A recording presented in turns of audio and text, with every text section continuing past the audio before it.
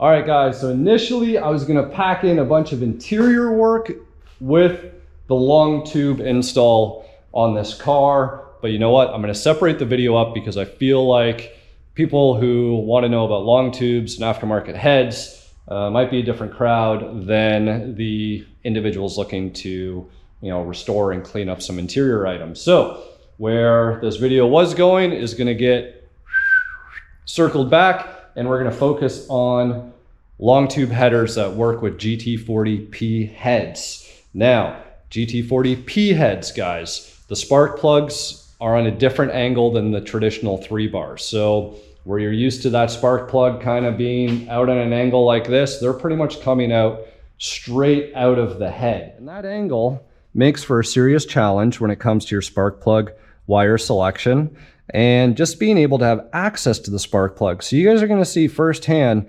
that I wasn't even able to get the spark plugs out without removing the old headers. And you're gonna see the difference between these Mac long tubes and how much better they fit. Now, I managed to find myself a set of blems for sale on eBay. And this day and age, you gotta go with what works. So where again, that spark plug orientation would be completely different. It'd be more in your favor, kinda in here. So we're gonna go over that today in this video only. And the best part is you're gonna be able to hear a startup with open headers at the end, proving the point that all my hard work that I've done in the engine bay here has paid off. Stay tuned for this video. Hopefully it's a benefit to you. If you're not interested in the long tube stuff, we'll hang out for the next one where we're wrapping up door panels, interior, repairing quarter rear plastics, and a whole bunch of other stuff to get the final little bit of the average Fox better than the average Fox.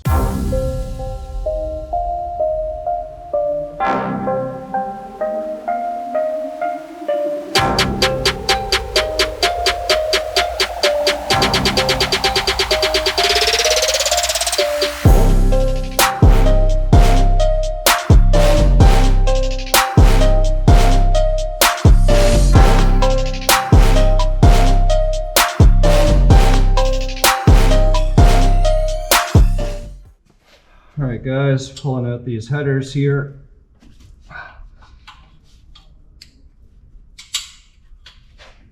Which they look harmless.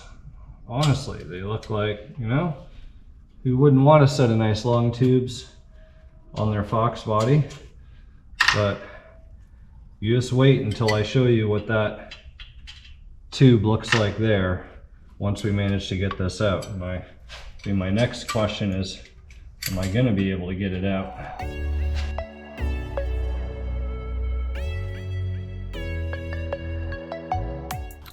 Oh yeah, see how much they pounded on this now?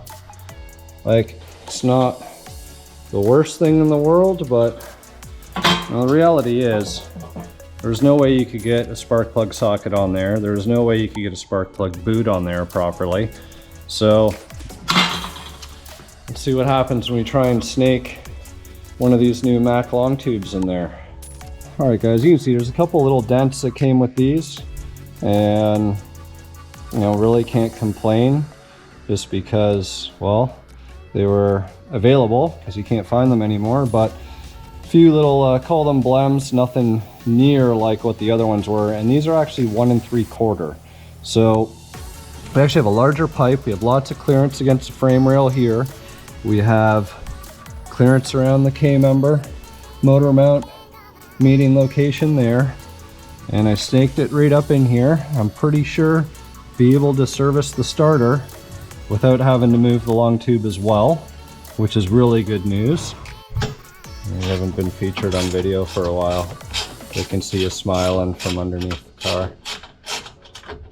You always want to film me when I'm working on a Ford. That's right, evidence. The only reason you work on Fords is because they break all the time. That's why we got the Shipbox Fox series. Yeah, but it's going to be the one that least breaks. Well, hopefully with this arm out of here, can get this header out. Did you not go buy you a hammer yet? No, I gotta go Harbor Freight. I got a list.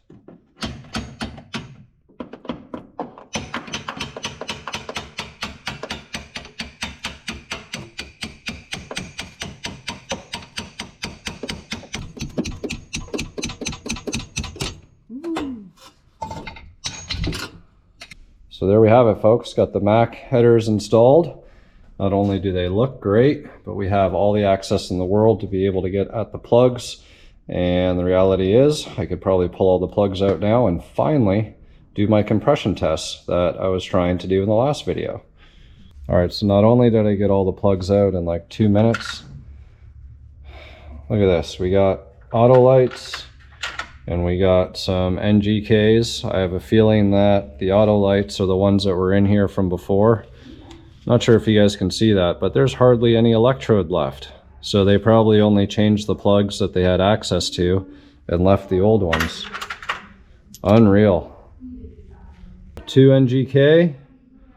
These are probably actually, maybe these are the old ones, the ones they couldn't get to. And 6 auto lights. This is one of those moments I need to be truthful with you guys, because I don't want you always thinking that everything goes super smooth and that I don't run into problems and that I just make everything look so easy. And initially, we took the old headers out, we put the new Mac long tubes in. Now the steering shaft had to be removed to get the old headers out because that one tube wrapped right around it. Now, interestingly enough, I jumped the gun a little because these are blems. They have a couple little bumps and bruises on there. And I thought, yep, all the, bolts are going through the holes, and this doesn't have a solid flange. All of the tubes actually are individual without a solid flange running across the face of the head. So I kid you not, the last bolt that I needed to put in, I couldn't get it in. That tube just got tweaked a little bit too much. So long story short, man, I wrestled yesterday. I was so aggravated. The GoPro just kept, man, I think there was like 6 or 7 files. I was pissed off and I had to just call it quits. I was doing everything that I could to try and Dremel the hole out, with the header still in there. And ultimately I came back this morning with a fresh set of eyes, jacked the car up, and I actually managed to pull the header out around the steering shaft without having to remove the steering shaft, which is just absolutely awesome. And again, because it doesn't have the flange, all of those two, the cylinders 5 and 6 are kind of together, and then 7 and 8 are together on their own, and you can actually maneuver that thing right around the steering shaft. So I pulled the header out, honed out the holes a little bit. I test fitted it on the motor that I have on the stand over there first instead of wrestling it back in just to find out that it wouldn't fit. I managed to get it on. So we got the headers on, got new gaskets in there, brand new auto light plugs, got the Taylor plug wires on there working. So we'll go through some of that footage and we'll kick back here and hopefully, as Brutal would say, bust this thing off.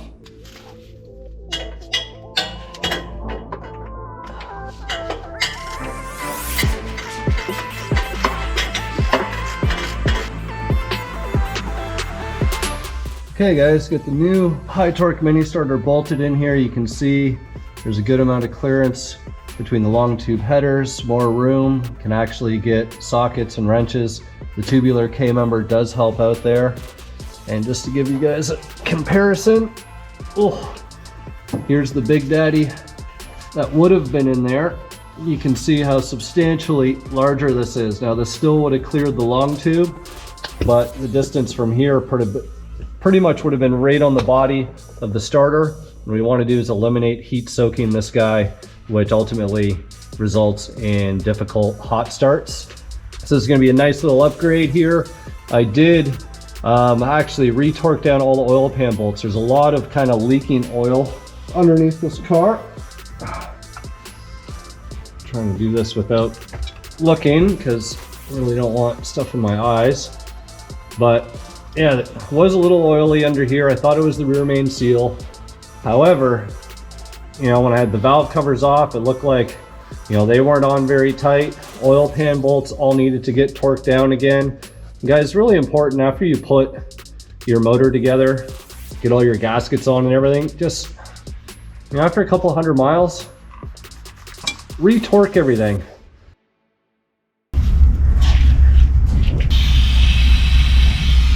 So I don't know if you guys have seen my video where I actually delete the starter solenoid with a high torque mini starter is once you put that high torque mini starter in, you're pretty much just switching a solenoid to switch a solenoid. But in this case, everything is here, and I'm going to keep it factory-esque, so to speak. So, you know, we'll put our feed to the starter now, because the high torque mini has its own constant 12 volt source. And this can actually, it can be a little challenging at times, especially if you got a 3G alternator upgrade and you slowly find yourself losing room on this terminal.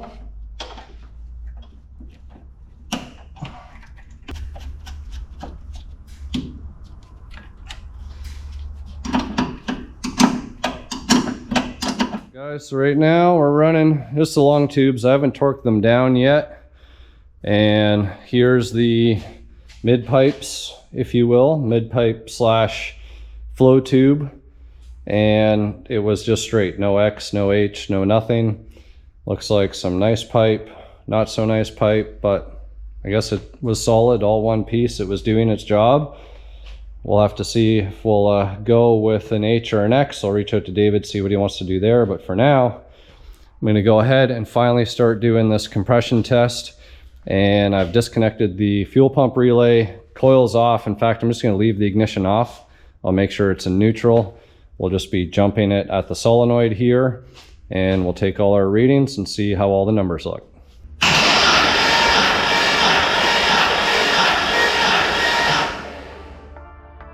50.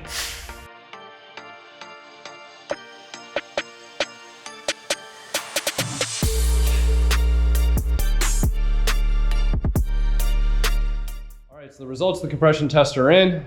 GoPro overheated. We're getting back into that season of the Texas heat, unfortunately. And well, I don't know, GoPro, you guys need to do something for us guys that do time lapses and don't necessarily have wind blowing past the cameras all the time. But compression came back pretty good. It's not perfect. We have about 140 to 150 PSI across all the cylinders, except for number 7. Number 7 was living down around 125, which 150 being your highest reading. If you wanted a 10% variance, subtract 15 off that, so you'd be 135. So that cylinder is living down a little lower than it should. So my advice to David is, you know, the car hasn't run in a little bit, never know what's going on. Gonna get the car running again. We will do a compression test, you know, once the car's been driving around, see if for whatever reason, maybe there's a little bit of gunk in that cylinder, or a ring was, you know, a little stuck, or whatever it might be. We'll see if the compression will come back up. If not, it's not like it's 0 compression or like below 100. You don't want it, but at the same time, I'd tell him to send it. Send it, enjoy the car, because he hasn't had the opportunity to enjoy the car yet. And he's already gone ahead and bought a set of aluminum heads. He's got a Tremec transmission, so he's building parts. So my advice is gonna be, drive this one till she blows while you're building something else that you want to put in the car. When this one's done, swap it over, and then ultimately you could rebuild this one out, sell this one, or whatever you want. If he keeps going down the rabbit hole and we say, okay, man, yeah, let's pull the motor, let's rebuild it, man, he's never going to drive or enjoy this car. So before we jump to conclusions, let's just carry on the path. The interior, you know, buttoning up the exhaust, all those things need to be done regardless. And I hate people or seeing people waste money or lose money on their projects. And this thing, to be honest, it started up and idled perfect, which brings me to the point where we can actually snug these headers down now. I'm going to put the new Autolite plugs in, and I got the, what are we running here? Autolite coppers, folks, the 104s. And there's a couple different options you can do, whether you're boosted or you're not, but gonna run these, gonna gap them to probably around 50 or 0.50 thou, 050. And get all those in there. I'm gonna try, I've got a set of Taylor wires sitting right here, and I'm gonna clean these up, and I'm hoping that these boots are gonna work with the Mac headers and the angle of the spark plug, so everything should be good to go there. So once we get that all done, I can bolt the cold air intake on. Now, mind you, there's no O2 sensors and it's open headers, but we'll be able to see if it fires up regardless. Hopefully it does, fingers crossed, because we have touched a lot of wiring and changed a lot of things around, but we should be good. So let's jam these plugs in, get the headers bolted on, get some plug wires on here, and see if this thing fires up.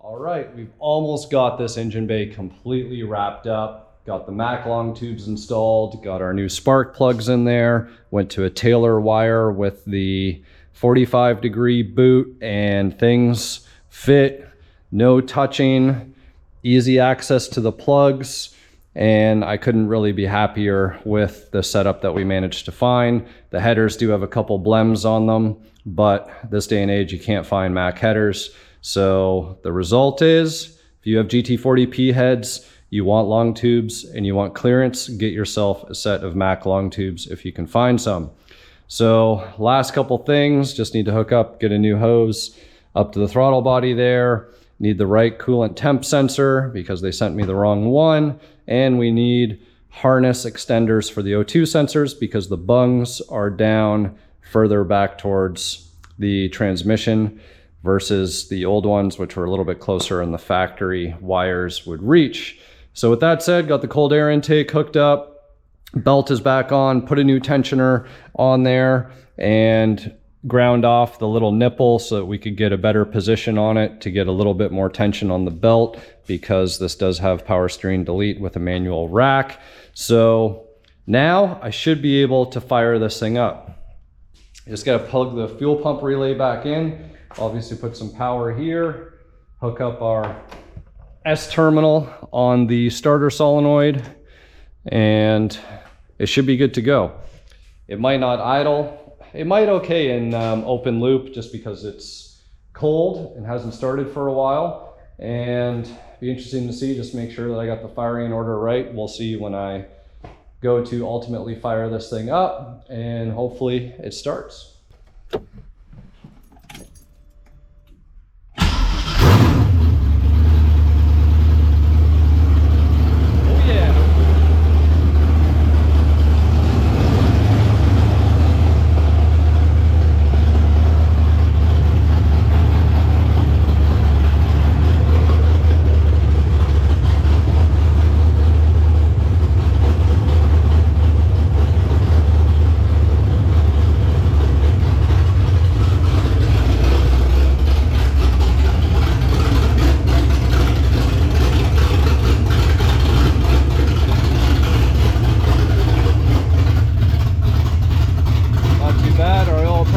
Factory oil pressure gauge works.